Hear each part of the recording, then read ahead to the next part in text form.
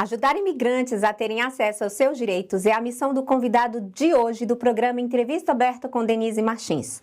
O advogado Danilo Brack é fundador do escritório de advocacia Brack Law e desde então se tornou um apaixonado por defender pessoas em busca de uma vida melhor em solo americano através do direito.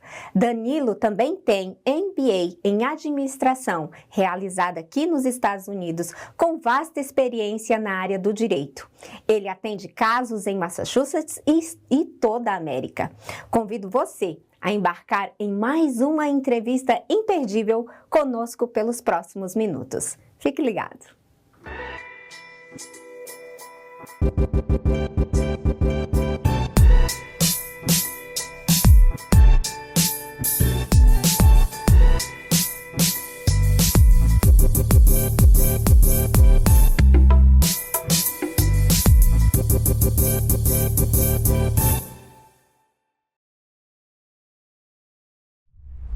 Agora vamos conversar com o Dr. Danilo Brack, que é um advogado de imigração, que vamos falar especificamente sobre definições de lei de casamento.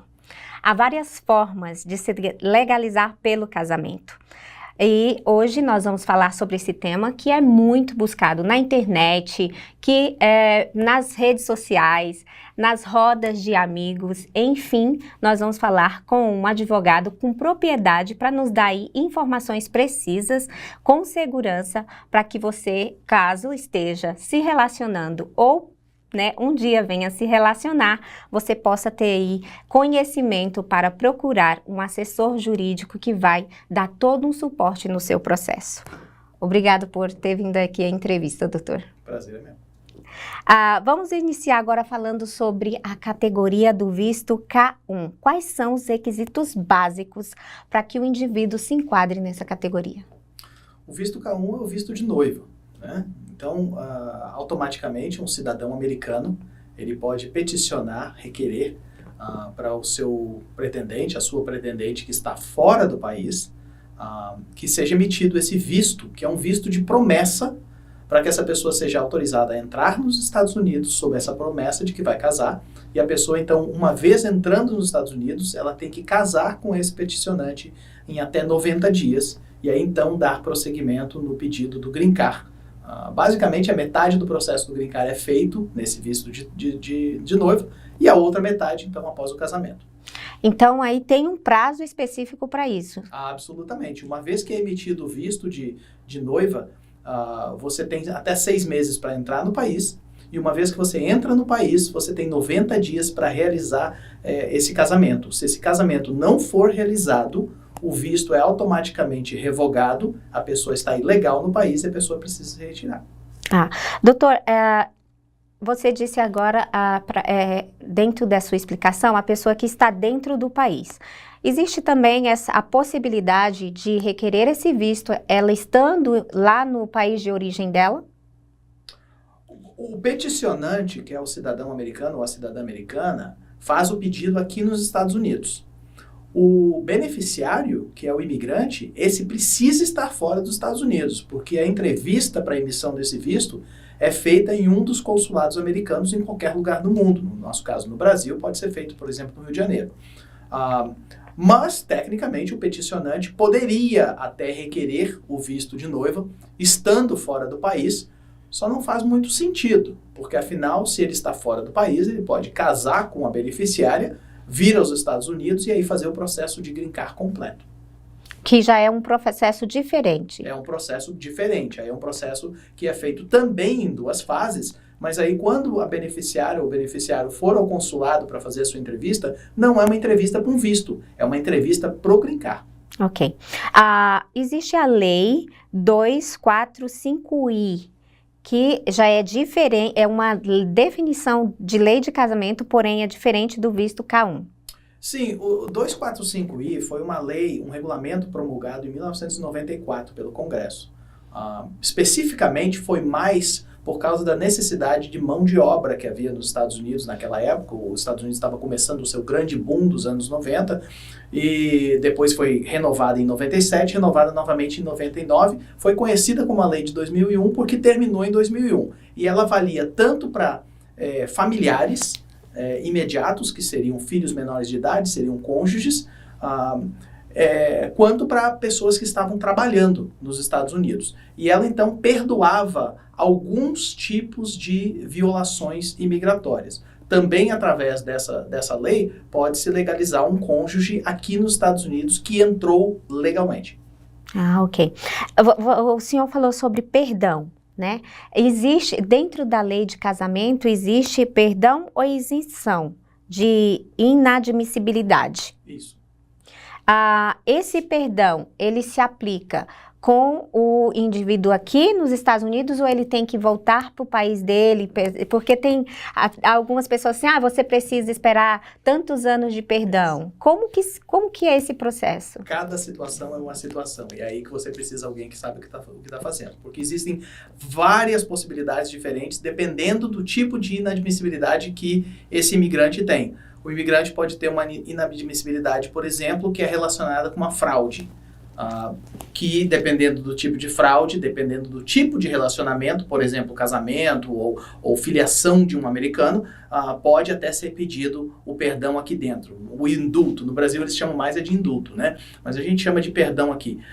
Em outras situações, a pessoa vai ter que se retirar do país e vai ter que fazer o perdão lá fora. E existem situações dentro do casamento, por exemplo, uma pessoa que a única violação é ter entrado ilegalmente nos Estados Unidos, essa pessoa, eles podem fazer o perdão aqui dentro dos Estados Unidos, esperar a resposta do perdão e, uma vez aprovada, então prosseguir para a entrevista. Então a pessoa vai à entrevista já com a entrevista marcada fora do país e passa realmente bem pouco tempo fora.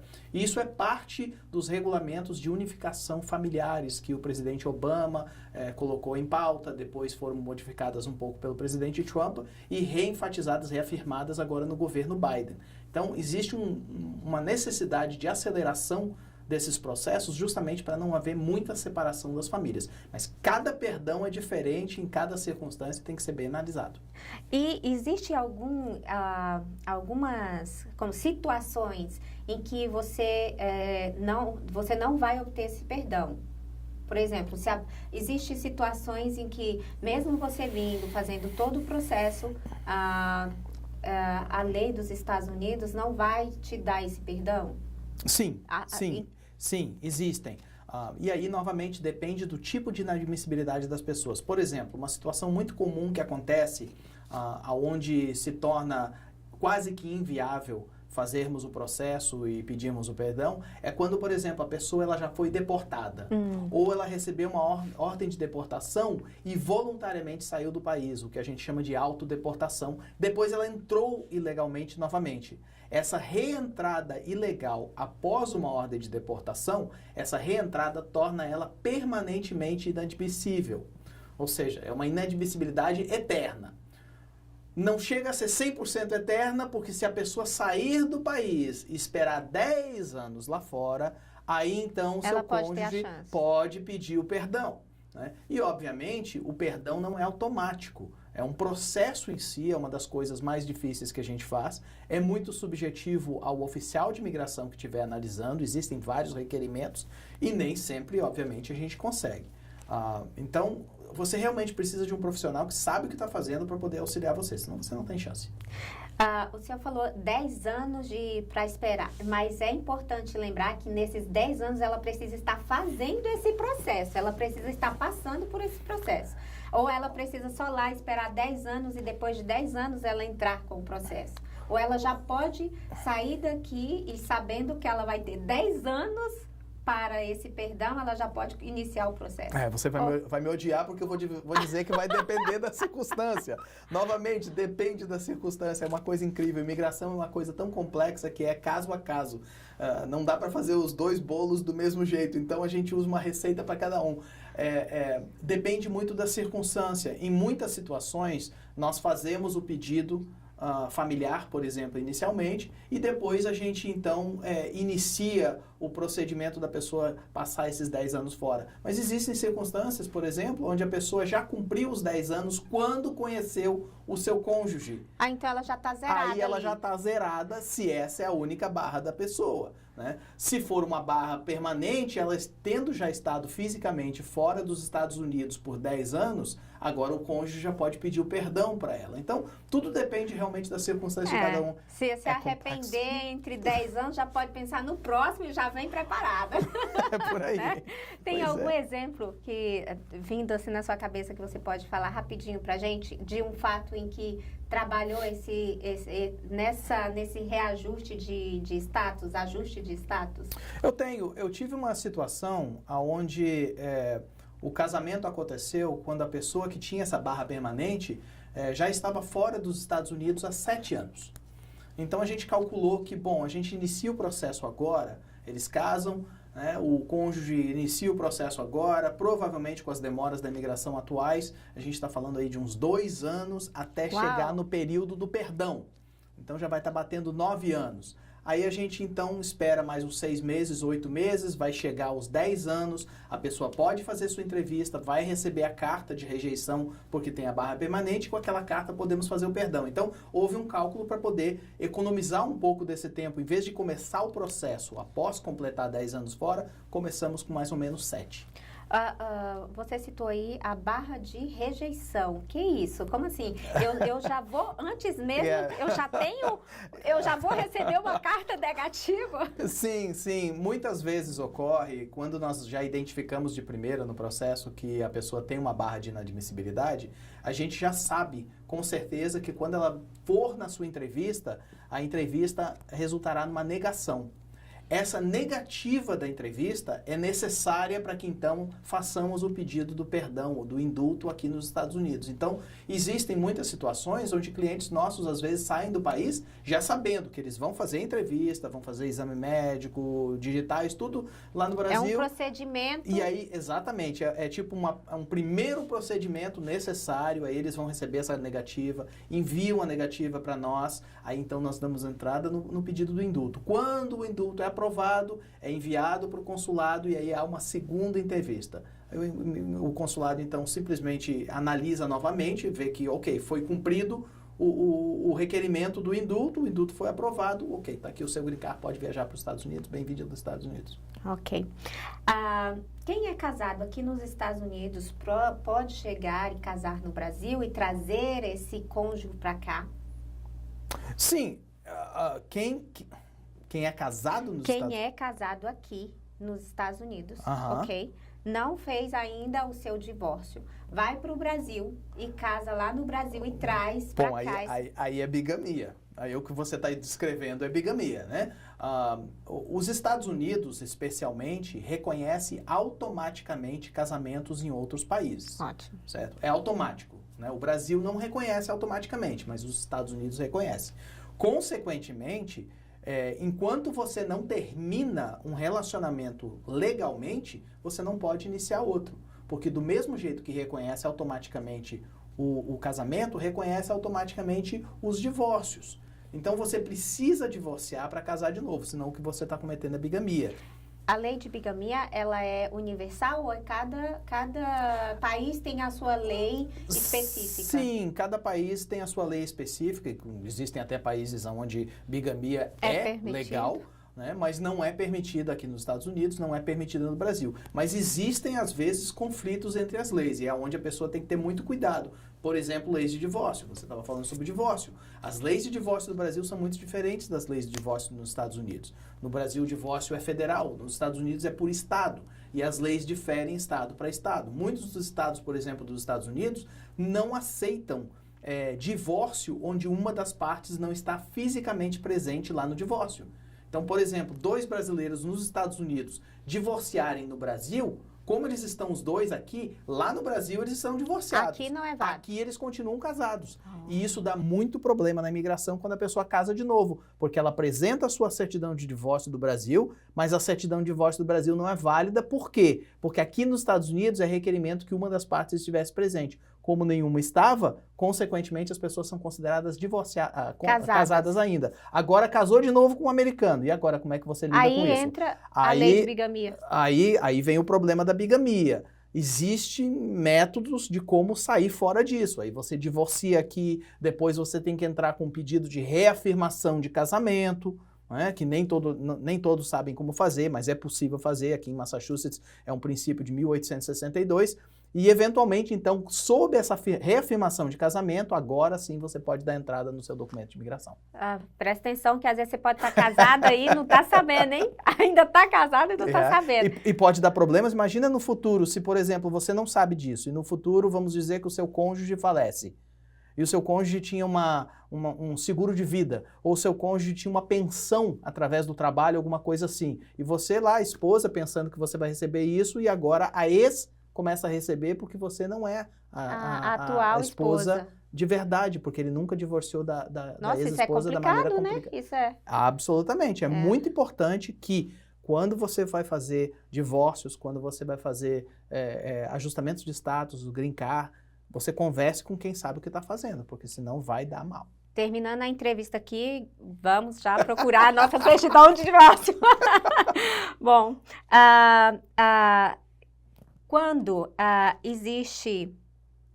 quando o americano, né, vai fazer esse pedido de casamento para qualquer imigrante, né? A gente fala mais brasileiro que a nossa comunidade, né? E existe todos esses impedimentos que nós já falamos. Quanto tempo demora para ser aceito esse processo, doutor? Por exemplo, eu já sei que eu tenho um impedimento, ok? Vou no senhor, o senhor fala, você tem um impedimento assim, assim, assim. Então, nós vamos iniciar o processo tal. Quanto tempo leva, mais ou menos, para eu poder me casar aqui nos Estados Unidos? Dependendo do impedimento que for. Depende bastante do impedimento. Por exemplo, se você chega... aconteceu recentemente, né? O casal, eles nos procuraram antes de casarem aqui nos Estados Unidos. Porque já sabia que tinha um impedimento. Na realidade, eles queriam saber como se preparar. Okay. Né? O que foi muito sagaz, muito sagaz da parte deles. Consequentemente, nós imediatamente identificamos que havia um problema com o divórcio da cônjuge. Né? Esse mesmo problema que eu falei para você, onde estavam os dois aqui nos Estados Unidos e divorciaram por procuração no Brasil. Então, imediatamente nós identificamos isso. Então, a gente pôde imediatamente iniciar o processo de divórcio aqui com o ex-cônjuge, né? Depois nós fizemos, então, aí ela casou com o americano após fazer o seu divórcio. E aí, então, estava livre, sem nenhum impedimento, para poder fazer o seu processo de green card aqui. Cada caso tem que ter uma análise específica e detalhada. Absolutamente. O indivíduo está aqui fazendo todo esse processo para o casamento, ou já está no processo do casamento, e ele tem vontade de viajar e conhecer outros países, ou até mesmo voltar lá no Brasil e visitar a família. Isso é viável ou não? Ele entra dentro das outras especificações. Por exemplo, só depois que você tiver o seu documento, você pode voltar ao seu país de origem. Olha, o que eu falo para os meus clientes, né? Porque todo mundo tem um pouquinho uma visão diferente nisso aí.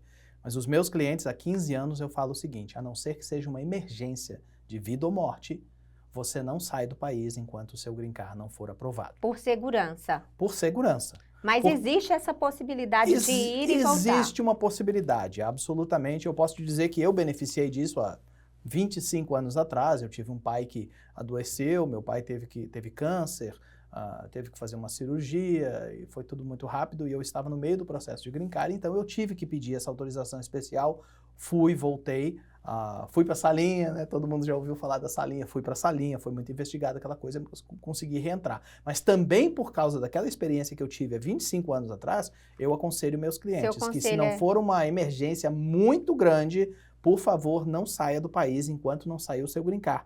Porque pode haver um problema com o green card, pode haver uma necessidade de uma biometria, que só pode ser feita nos Estados Unidos em pessoa, ou simplesmente você pode dar o azar de pegar aquele oficial de imigração no aeroporto que está de mau humor quando você chega, que é o que a e gente ele resolve muito, não deixar você entrar. Não existe pessoa mais poderosa na imigração do que o oficial de imigração no aeroporto. Ninguém é mais poderoso. Entendeu? Aquela pessoa determina se você entra ou não. Porque a única pessoa que tem um direito de entrar nos Estados Unidos é o cidadão americano. Nem quem tem green card tem direito de entrar.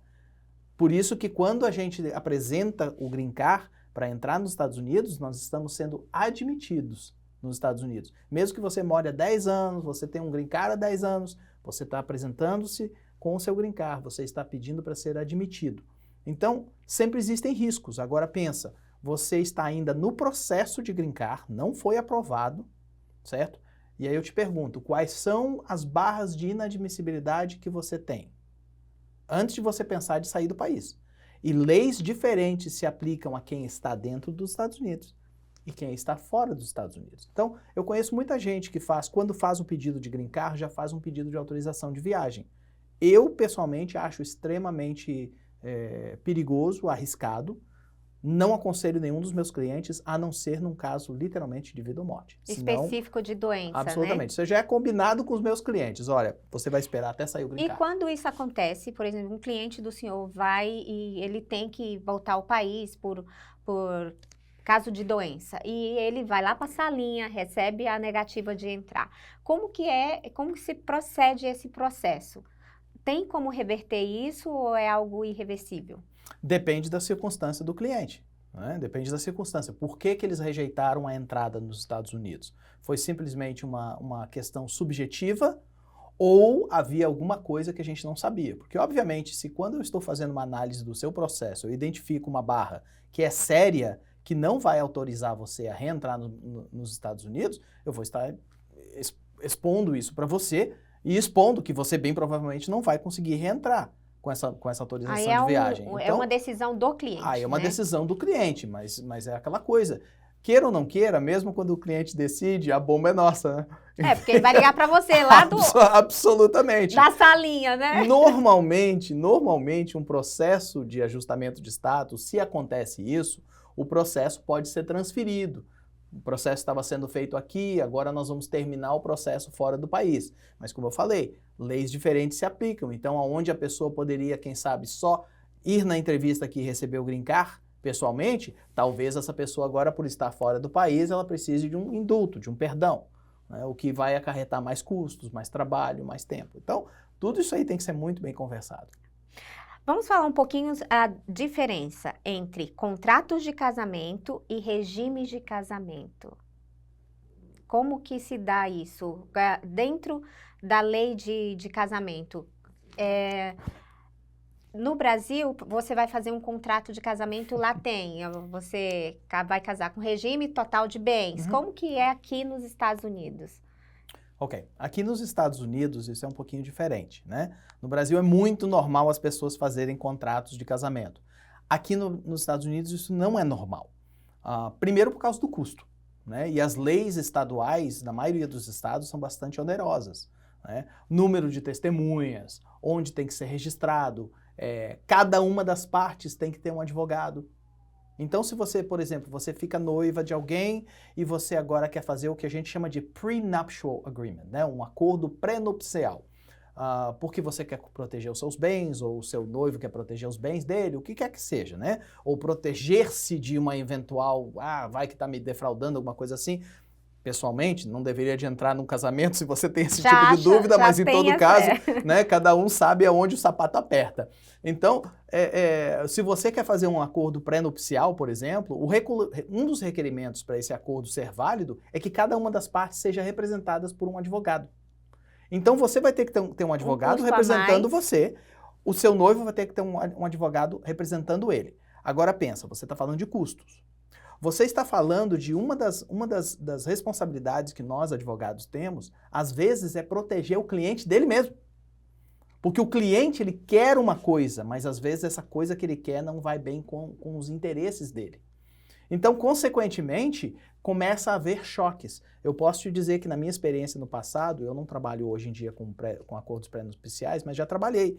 E no passado, houveram relacionamentos amorosos que quase que nem acabaram em casamento, simplesmente por causa das brigas legais relacionadas com o acordo pré-nupcial. Já acabou ali mesmo. Quase que acabou ali mesmo, entendeu? Então, eu teve uma vez, por exemplo, que o casal veio brigando, e aquela situação com os advogados e coisa, eu falei assim, olha, sinceramente, no off, entre eu e você, Por que vocês não esquecem essa coisa toda? Vão e casam, sejam felizes e pronto. Faz um casamento Entendeu? normal, sem Mas às vezes uma das partes tem filhos que quer proteger, aquela coisa toda, entendeu? O regime normal é o regime parcial de bens, de comunhão parcial de bens. Então, normalmente, nos Estados Unidos, quando você não tem um acordo, é o regime de comunhão parcial de bens. Ou seja, o que você traz para o casamento é seu. O que o casamento constrói é dos dois. Então, se você tem bens, se você tem possessões, interesses, o que seja, heranças, aquilo pertence a você. Mas, se, por exemplo, durante o período do casamento, vocês compram propriedades novas, pertence aos dois, independente de quem que pagou ou em nome de quem que está. Se vocês fazem melhoras em propriedades, por exemplo, então esse valor das melhoras, esse pertence aos dois. É quase semelhante à lei brasileira, né? Sim, é que aqui é automático, essa comunhão Lá parcial a gente tem parcial que de fazer bens. a Lá escolha. você tem que fazer a escolha. É. Aqui não, aqui é automático. Doutor, e quando nesse processo inclui o cônjuge, algum dos cônjuges tem crianças, né? Por exemplo, eu estou aqui, eu já estou no meu processo de casamento, já estou fazendo o processo, mas o meu filho menor está lá no Brasil. Eu posso incluir essa criança já no processo, ou eu tenho que fazer esse processo de casamento para depois eu fazer a inclusão dele, para ele ser beneficiado pelo documento que eu vou obter? Olha, existem preferências, né? Mas a minha preferência, que é o tipo da fórmula que sempre dá certo, então a gente não muda a fórmula. A minha preferência é que o seu cônjuge dê entrada para você e que o seu cônjuge dê entrada para o seu filho. 2 processos separados, ok? Se houver um problema com um dos processos, o outro segue. Né? Então eu já vi processos, por exemplo, já tivemos experiências, infelizmente, todo mundo tem experiências boas e ruins, mas eu já tive experiências, por exemplo, onde de repente não saiu o green card para o cônjuge ou para a cônjuge, mas saiu para os filhos. Para os filhos. Entendeu? Porque havia algum problema que a gente não sabia. Eu tive uma vez uma entrevista de imigração, por exemplo, fomos lá felizes, faceiros, hoje é o dia do green card, chegamos lá, o oficial de imigração falou assim, você sabia que seu visto era falso? Como assim o visto era falso? Sim, o visto que você entrou lá em 2000 e alguma coisa era falso. Não, obtive de uma agência.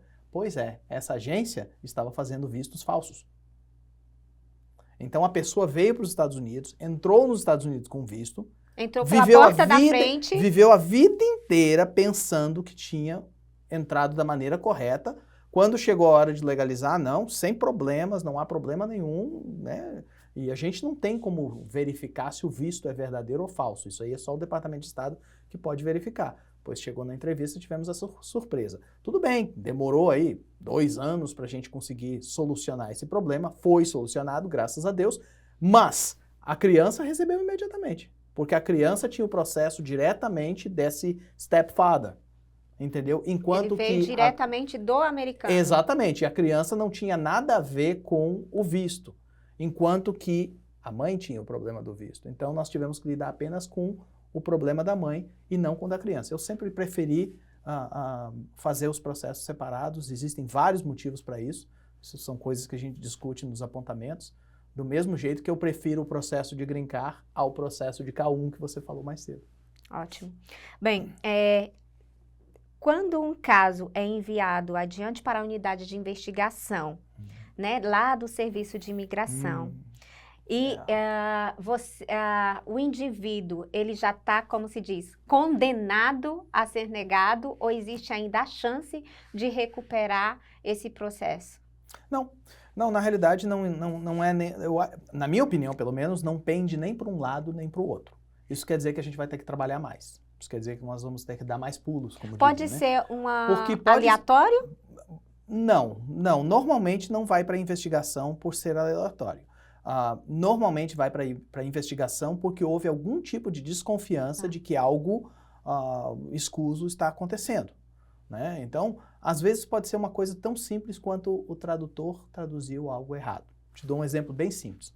Um casal já casados há vários anos, eram já pessoas já de mais de idade, foram numa entrevista, levaram um tradutor. Nós, advogados, não somos permitidos a traduzir, não, a gente não pode traduzir. né? Porque, obviamente, eu vou traduzir conflito parcial de para o meu interesse. cliente, né? Absolutamente, eu vou ajudar meu Conflito cliente. totalmente Meu de cliente responde errado, eu vou pegar e vou consertar. Então, a gente não pode. E foi justamente por um casal que não havia problema nenhum. E eu tinha um julgamento nesse dia, então eu não podia. Eu queria, inclusive, remarcar, mas eles, não, a gente vai, tradutor, beleza. Eu falei para eles qual o tradutor que normalmente a gente indica, mas eles conheciam uma outra pessoa, vamos lá, aquela coisa toda. Bom, o negócio acabou em investigação, por quê? Porque foi perguntado para eles qual foi a melhor viagem que vocês fizeram. Melhor é best. A tradutora traduziu como sendo last. Eles tinham casado em Las Vegas, passaram uma semana em Las Vegas se divertindo e casaram lá. Só que eles tinham viajado um mês antes para um outro lugar, North Carolina, um negócio assim. Essa foi o last. Ah, então foi... O best foi Las Vegas. Então, um cônjuge respondeu... Como sendo o casamento, porque estava sendo melhor... perguntado qual foi o last, né? E um cônjuge falou que o last era Las Vegas, o outro cônjuge, que entendeu best, falou que era essa outra viagem que eles fizeram. Por causa disso, foi enviado para investigação, levou 2 anos e meio, lutando, provendo documentações para provar que esse casamento era verdadeiro, para eles emitirem o green card. Foi emitido eventualmente? Foi, mas simplesmente por causa de um misunderstanding, que a gente chama, isso aconteceu. E às vezes acontecem por motivos mais sérios. Há uma possibilidade da imigração, então, esse casamento é válido, tá aqui, ok, tudo bonitinho. E depois retroceder da decisão? Sim. Depois que foi aprovado, você já tá lá achando que tá, né, senhora e senhor Smith. E depois, você recebe negativa por isso? Sim, é possível, absolutamente. Eu acho que eu nunca passei por isso, mas eu conheço casos que isso aconteceu. Porque, inclusive, é um dos principais motivos porque que até mesmo cidadanias americanas são revogadas, após serem concedidas, às vezes muitos anos depois. É porque evidência vem à tona de que havia uma falsidade. Então, se vem uma evidência à tona que entra em conflito com aquilo que foi apresentado, que alguém mentiu, alguém intencionalmente omitiu alguma informação material, ou então que o casamento era falso, a filiação era falsa. Mas eles continuam investigando ou isso vem de uma denúncia? Porque se eles, por exemplo, eles aprovam o casamento, você já está com documento, e depois você recebe uma negativa, vem do quê? De uma investigação? Eles continuam investigando? Eles têm interesse? Olha, existem vários motivos para isso acontecer. Um deles é porque, por exemplo, a imigração está sempre contratando e treinando novos oficiais. Ok. Entendeu? Então, eu acho que não é muito diferente do nosso escritório. Quando eu vou treinar um novo advogado, o que eu faço? Eu pego alguns processos. A primeira coisa, a gente pega processos que já foram feitos, já foram terminados, completados. Aqui, ó, olha esse processo aqui todo, lê ele todo. Se você vê qualquer coisa estranha, qualquer coisa que você não entende, traz para mim, eu vou te explicar. Aí, de repente, um oficial novato, tem aquele eureka. Pô, esse negócio aqui não faz sentido aqui não. Passou lotado pelo outro oficial. Agora ele traz à tona. Então pode ser numa situação dessas. Existem auditorias que a própria imigração faz internamente. Existem denúncias, né? E simplesmente, às vezes, aparecem evidências que não estavam disponíveis naquele tempo. Te dou um caso bem interessante que aconteceu aqui em Boston. Na Corte Federal de Boston, há mais ou menos 2 anos atrás, a Corte Federal de Boston revogou a cidadania de um senhor lá de Montenegro, se não me engano, ou Iugoslávia, foi um dos dois. Ele tinha sido um capitão do exército de um desses dois aí, acho que era de Montenegro, e durante o exercício da guerra lá que houve na Tchecoslováquia, ele tinha sido o mandante de uma chacina que aconteceu numa vila. Quando terminou a guerra, veio para os Estados Unidos, pediu asilo, e nas perguntas lá, se você já serviu, se você já foi responsável por qualquer tipo de genocídio, envolvido com qualquer coisa assim, sempre respondeu não. Isso passou lotado, recebeu asilo, eventualmente recebeu o green card, eventualmente se tornou cidadão americano. Anos depois, né, esses repórteres internacionais, investigadores internacionais, descobriram toda essa história e descobriram quem eram os mandantes. Aí foi denunciado para a Corte do Hague, né, que é a corte que avalia crimes contra a humanidade, e a Corte do Hague, então, entrou em contato com os Estados Unidos e falou, ei, esse cara que está aí nos Estados Unidos, nós queremos ele por causa disso. Aí os Estados Unidos, então, prendeu ele, né, ele foi preso, ficou preso e respondeu o processo, onde ele foi, então, retirado da cidadania dele. Por quê? Porque ele mentiu lá no passado. Lá na primeira aplicação de asilo, ele mentiu sobre isso. Há muitos anos. Entendeu? Muitos anos antes. Então, esse tipo de coisa acontece. Já houveram pessoas que, por exemplo, foram soldados em campos nazistas, que se tornaram americanos, e 30 anos depois foi que se descobriu que esse cara era parte do partido nazista. Consequentemente, porque mentiu e omitiu intencionalmente essa informação, então existe base para revogar a cidadania americana. Porque nos Estados Unidos, normalmente, fraudes não têm limites, né? Eles não caducam as fraudes. E em imigração, nenhum tipo de fraude jamais caduca. Doutor, agora fala pra gente aqui quais as penalidades caso esse casamento seja enquadrado como irregular ou fraude. Final, qual as penalidades que esses indivíduos, sendo ele americano ou imigrante, ele sofre caso o casamento seja realmente julgado como fraude? Ok, um americano que se envolve num casamento falso, seja por qual for o valor, seja um valor monetário, seja o que seja, mas se envolver num casamento falso e prover esse testemunho para o governo, seja por escrito como que seja, para obter benefícios imigratórios para a pessoa com quem ele casou, ele pode pegar de 2 a 5 anos de prisão. O americano? O americano pode pegar. Ele pode ser processado em corte federal, apesar de ser um pouco incomum isso acontecer, mas acontece, e pode pegar de 2 a 5 anos para cada uma dos charges que tiver de casamento falso. E eu, por exemplo, eu conheço um caso de uma mulher que ela casou 26 vezes. Uau! 26 vezes em 2 anos. Fez e ela do green card aplicou para todos eles. E, sim, eu representei o 26º marido. Né?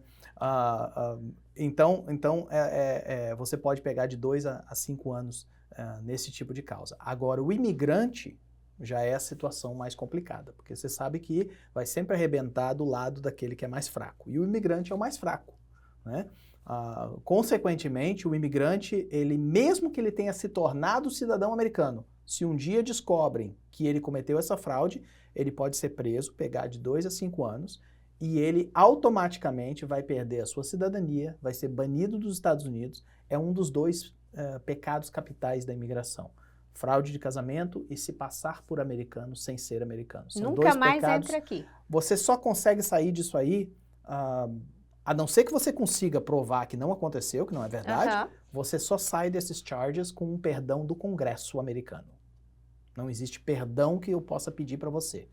Só o Congresso americano ou o presidente dos Estados Unidos poderia perdoar você. Que é algo bem, bem difícil, né? Para nós, meros mortais, é complicado. Ao longo dos anos, as entrevistas, elas acontecem e sempre vem existindo mudanças, né? Nas entrevistas de casamento. Aqui nós falamos sobre as definições de lei de casamento, mas como o senhor é advogado e com propriedade, fala um pouco pra gente como eram antes essas entrevistas e como com os candidatos ao casamento, presta atenção aí, que isso é importantíssimo, deve se portar, qual a postura que esse candidato deve ser diante da entrevista? Bom, mesmo 30 anos atrás, uma entrevista de imigração era algo muito sério, né? Mas as investigações, o que a gente chama de probing, né? As alfinetadas dos oficiais de imigração eram bem menos do que são hoje, né? Os requerimentos da imigração eram bem menos. Só para você ter uma ideia, um processo inteiro de green card há 30 anos atrás, provavelmente eram 10 páginas. As aplicações todas juntas dariam 10, 12 páginas, né? E muitas vezes, se você simplesmente entrasse na imigração com a sua esposa e o seu álbum de casamento, já era suficiente. Já era um registro fiel. Já era o registro fiel, já era aceito. Mas claro, né, nós seres humanos, a gente está sempre testando os limites das possibilidades e com isso, obviamente, houve muito abuso e a imigração vai aprendendo com isso. Então, hoje, um oficial de imigração ele não quer ver o seu álbum de casamento. Nem leve, porque você vai estar perdendo seu tempo. Eles não querem ver o seu álbum de casamento, porque é muito fácil você contratar alguém para tirar fotos lindas por $10 mil, paga mais 10 por uma festa razoável com alguns amigos ali, entendeu? Então, eles sabem disso. Eles sabem que as pessoas estão dispostas a gastar para fazer parecer que aconteceu esse dia, né? Então, o que eles estão procurando hoje é relacionamento. Detalhes. Eles querem ver você. Eu falo para as pessoas assim, ó, se você tiver fotos de noiva, tudo bonitinho na frente do lago, ou se você tiver fotos jogando bola de neve um no outro, entendeu? Ou cheio de areia correndo no meio da praia, eu prefiro as de areia e as de neve do que as do casamento. Ninguém vai acreditar que as do casamento, mas jogando bola de neve, entendeu? Tá lá jogando videogame com o outro. Registros da vida do cotidiano. Registro da vida do cotidiano, entendeu?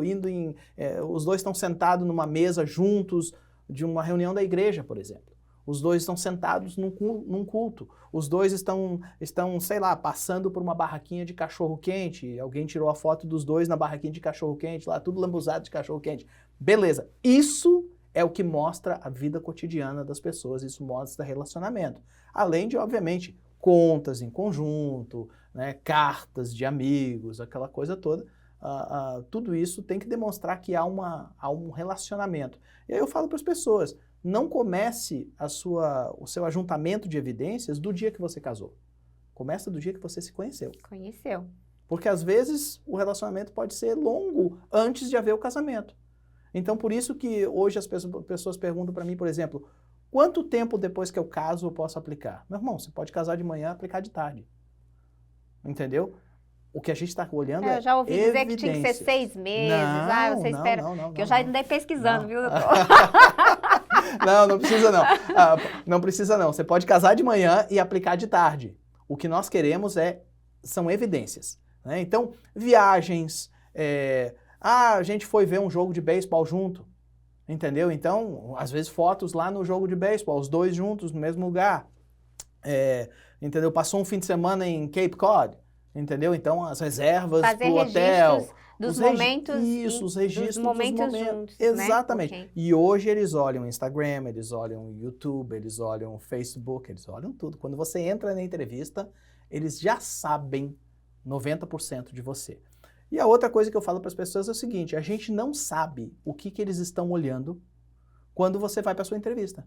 Então eu falo para os meus clientes, haja naturalmente. Então se você é daquele que pega na mão o tempo todo, pega na mão. Mas se você não é do tipo de casal que fica pegando na mão o tempo todo, por favor, não use o dia da sua entrevista para iniciar isso. Para fazer o teatro. Porque vai ser estranho, porque eles estão observando você tanto quanto eles estão lendo evidências ou ouvindo você. Eles estão observando. E nesse observar, podem estar observando você pela janela quando você estaciona o carro, como é que estão saindo do carro. Né? Eu tive um casal muito interessante que brigavam o tempo todo no meu escritório. O tempo todo. Um pegando o pé do outro, parecia o Tom e Jerry. Eu lembrava do cartoon Tom e Jerry. Os dois só brigando. Aí no dia da entrevista, quando foi preparar para a entrevista, os dois bonitinhos. Eu falei assim, qual que é o problema de vocês? Vocês não estão Não, é entrevista. Eu digo, não. Ó, o jeito que vocês foram aqui sempre comigo, 3, 4 vezes no escritório, é o jeito que vocês têm que ser lá no dia. Porque senão parece que vocês estão robotizados. Entendeu? E você não quer. Eles estão ali representando, né? Exatamente. Eu falei assim, do jeito que um pega no pé do outro, do jeito que um interrompe o outro, o jeito que vocês são na vida real é o que você precisa ser no dia da sua entrevista. Você vai passar muito mais fácil pela entrevista desse jeito. Legal. Doutor Danilo, para casamentos de sexos do mesmo sexo, casamentos do mesmo sexo, certo? As leis de casamento, elas se aplicam igualmente, porque o que a gente ouve nas rodinhas, conversas, youtubers, influencers, falando não, casar, por exemplo, eu vou me casar com uma mulher. Não, porque é casamento homossexual, isso aí sai rápido, por causa eles evitam constrangimento, porque tem muito, ouve-se muito isso. Eu sei que se ouve muito isso. Okay? É verídico ou isso é fábula? Isso não existe. A lei se aplica igualmente. A lei se aplica igualmente a todos. E a minha experiência é que os processos são idênticos. Essa é a minha experiência com entrevistas.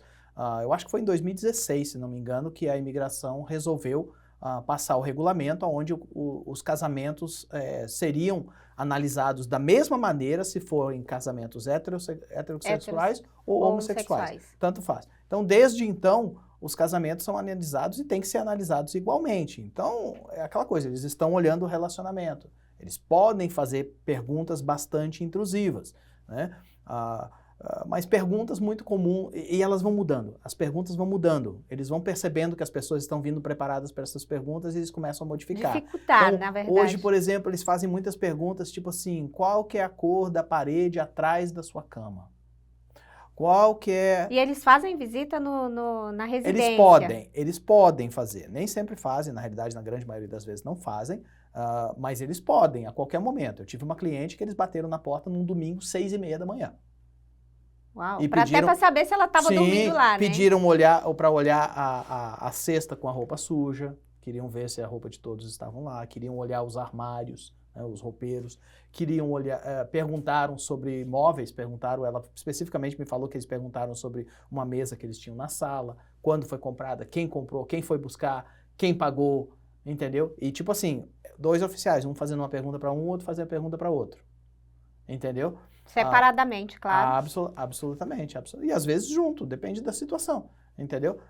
Normalmente esse pessoal é muito gente boa, certo? Mas quando eles chegam nesse nível, você também tem que se preparar para uma coisa. Eles provavelmente já observaram você. Um olhar bem analítico. Provavelmente, muitas vezes já observaram você, talvez vieram um outro dia, ficaram lá 1 hora, 2 horas na frente da casa olhando. Provavelmente já falaram com algum dos seus vizinhos, entendeu? Talvez tenham falado com o dono do prédio, com o dono da casa. Tudo isso aí é possível, está dentro do realmo das possibilidades. Por isso que é muito importante que você se mantenha da maneira correta, e é por isso que eu falo, não entre numa furada, não entre em casamento falso. Casamento verdadeiro é o que vai te levar não só à felicidade pessoal, mas também ao ajustamento de status mais tranquilo. E ter aí um documento que vai dar uma segurança jurídica, né? E um relacionamento com base também na verdade, no amor, né? E claro... Lembra quando eu falei para você que fraude e misrepresentação nos Estados Unidos, principalmente para a imigração, não tem nenhum limite de tempo que isso possa caducar? Pois é, você imagina assim, eu sempre falo essa história para as pessoas, você imagina que você entra num casamento falso, você consegue o green card, você consegue se tornar americano, daqui a 10 anos você está vivendo a sua vida e aquele ex ou aquela ex que você casou só por dinheiro te liga e fala assim, estou num desespero, eu preciso $10 mil, eu preciso $50 mil agora. E você fala assim... A gente ouve muito isso. Pois é, aí você fala assim, minha filha, te liga, eu já sou cidadão, não tem nada com você, não somos divorciados, não tem nada a ver com isso. Ou você me dá ou a minha próxima ligação é para imigração. Aí você pergunta assim, mas a pessoa cometeu o crime. Sim, mas a imigração não sabe do crime. O governo não sabe do crime. Se o governo agora recebe uma ligação e fala assim, olha, meu nome é fulano de tal, certo? Eu estou disposto a testemunhar em favor de vocês, se vocês me derem exoneração, né? Se vocês me derem imunidade de ser processado. Bom, com certeza, é melhor pegar um do que não pegar nenhum. Até porque aí agora o imigrante que recebeu processo... Exatamente. Agora aquele imigrante que está agora cidadão, através do casamento falso, vai perder a sua cidadania, vai preso. Todo mundo que ele legalizou perde também, né? Porque é fruto da árvore, né? É fruto da árvore, né? Então, isso aí são coisas que as pessoas têm que calcular quando eles entram nesse tipo de situação. No nosso escritório, nós não lidamos com isso.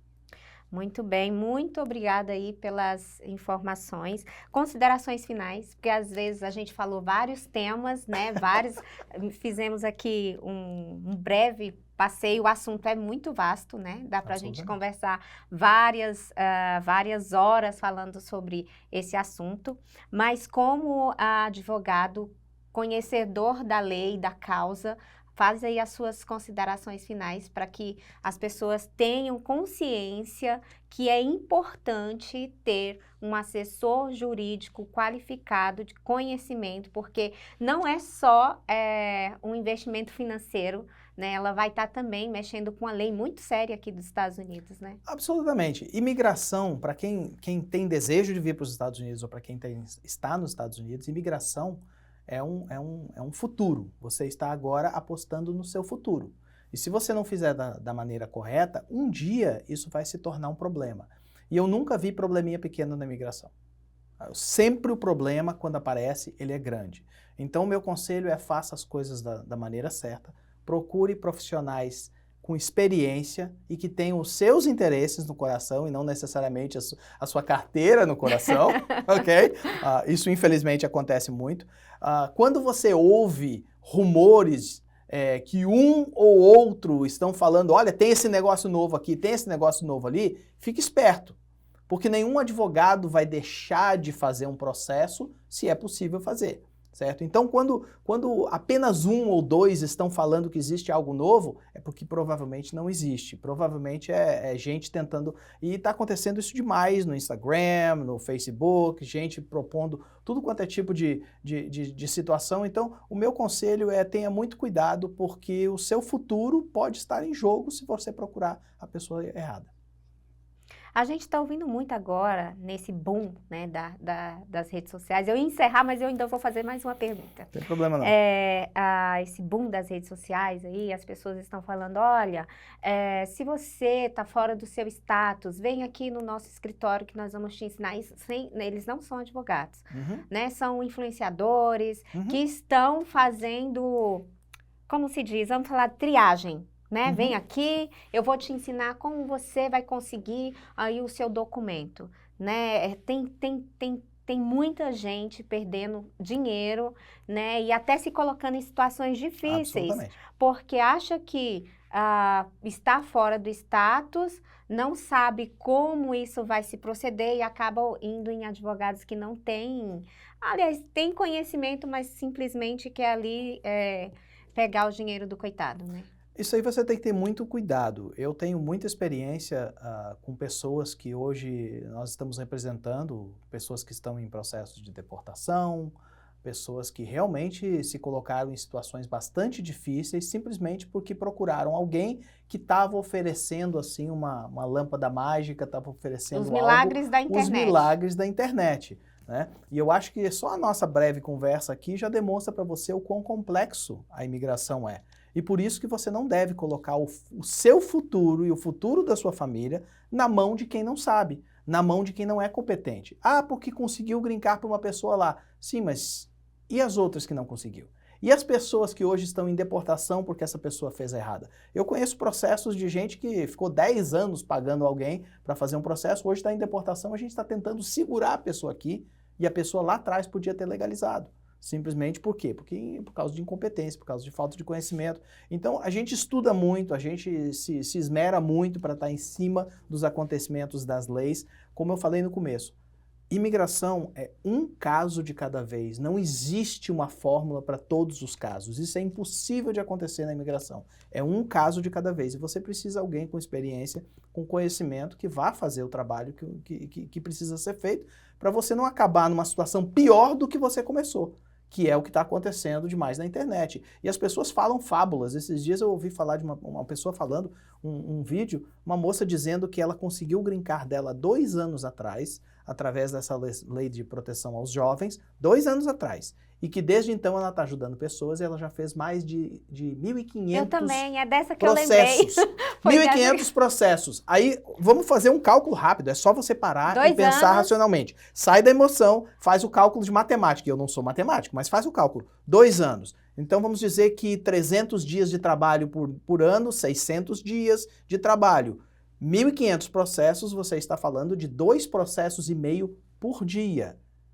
Só a imigração só leva quantos dias para agendar um processo? Sim, e um processo que são 3 fases, que você precisa ordens judiciais em corte familiar. Como que ela, que não é advogado, conseguiu ordens judiciais em corte familiar? Lembra que eu falei que foram isso? Então, tipo... são abominações que acontecem, as pessoas simplesmente chutam. Ah, eu consegui meu green card e agora, desde então, uns 3 anos, eu consegui 5.000 green cards já para outras pessoas. Meu irmão, fala sério, fazem 15 anos que eu trabalho, eu não fiz 5.000 green cards ainda. Já atendi mais de 20.000 pessoas, mas eu não fiz 5.000 green cards ainda e eu tenho 5 escritórios. Entendeu? Então a coisa não é tão simples assim. E uma Nós temos que ser espertos. E uma equipe de Sim, sustentação, né? Minha equipe é completamente capaz. Eu não faço sozinho, obviamente. Eu tenho uma equipe muito bem treinada, mas a gente tem que usar a sagacidade, né? A Bíblia fala que nós temos que ser doce igual a pomba, mas sagazes igual a serpente. Então nós temos que ser assim também e entender que nos Estados Unidos, isso é uma coisa que a gente fala muito, nos Estados Unidos o jeitinho brasileiro não funciona. Não tem jeitinho brasileiro. O jeitinho brasileiro nos Estados Unidos vai te dar problema. Então não jogue roleta russa com o seu futuro na América. Esse é o meu conselho. Para finalizar, então, agora sim você vai fazer as suas considerações, porque senão a gente fica lembrando aqui de coisas, vai conversando, né? Verdade. Depois, claro, você volta com a gente em outras entrevistas para falar mais sobre direito familiar, né? O doutor Danilo também é especialista em carteira, né? Acidente de carro, acidente de trabalho. E tem, por exemplo, até na nossa primeira conversa, nós falamos sobre o tema da carteira que está vindo aí, que nós vamos falar sim mais para frente sobre isso. Mas enfim, vamos finalizar aí suas considerações finais. Fale um pouco também das suas credenciais, né? Eu sei que tem escritório em Lowell, tem escritório em Framingham, tem escritório em Orlando, Porto Alegre e Rio de Janeiro. Isso, então, assim, é realmente um advogado com patente, com responsabilidade. Está aqui nos Estados Unidos desde os anos 80, certo? 89.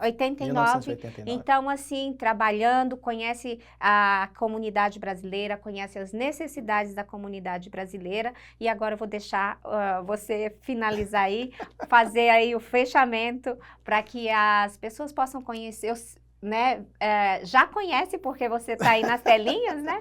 Mas aqui no Entrevista Aberta é a primeira vez de muitas entrevistas, eu creio que vamos fazer. Deus te ouça. Bom, eu sou gaúcho, né? Eu vim para os Estados Unidos com 18 anos de idade para estudar, né? Apesar que esse não era o meu plano, mas era o plano da família. Acabei ficando, como acontece gaúcho com muitos brasileiros. Que torce por Flamengo. E torcedor do Flamengo, uma vez Flamengo, sempre Flamengo. Sou o único da família, minha família inteira é gremista, mas eu sou flamenguista, então essa semana foi uma semana difícil, o Flamengo ganhou do Grêmio, então ninguém tá falando comigo. Rejeitado. Estou rejeitado na família, mas it's okay. Eu tenho 34 anos agora de América, fechando esse mês, em 5 dias eu fecho 34 anos de América. Eu estudei administração e economia, depois eu fiz mestrados de administração e também de economia. Depois eu fiz o doutorado de Direito, sou advogado praticante licenciado já há quase 15 anos. Nós começamos com um escritório pequenininho em Lowell.